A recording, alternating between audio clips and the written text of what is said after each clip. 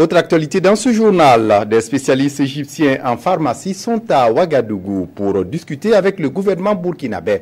Les deux parties passent en revue des projets de partenariat qui pourront profiter au Burkina Faso en matière de soins. Et en marge de cette discussion, le Premier ministre Paul Kabatieba a échangé avec ses collaborateurs d'un dossier unité pharmaceutique à Kokologo. Le point avec Césaire Carfo, Adama Guiti et Vincent Tiendrebego. Le Premier ministre Paul Kabatieba en discussion avec des investisseurs égyptiens du domaine de la pharmacie. Conduite par Dr Badia Katab, patronne de la firme pharmaceutique AfriPharma, cette délégation d'investisseurs et le ministère de la Santé envisagent un partage d'expertise contre certaines pathologies au Burkina. Egypt will be happy to cooperate and partner with Burkina Faso. L'objet de la vidéo est d'accompagner le Burkina dans la lutte contre le virus C. Deuxièmement, aider le Burkina dans le réseau de cliniques. Et troisièmement, la coopération bilatérale entre les deux pays dans le domaine de médicaments, selon le besoin de Burkina Faso.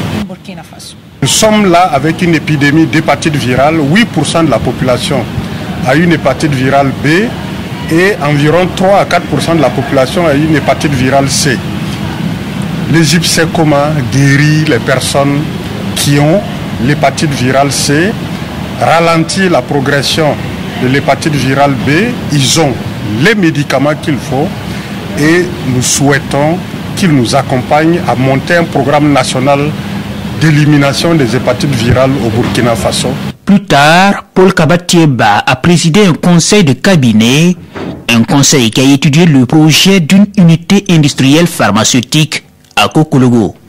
Nous avons trouvé que le dossier avait une utilité publique élevée. Et donc, il n'y a pas de discussion sur le financement possible du projet, mais il est ancien. C'est un projet qui date de 2012.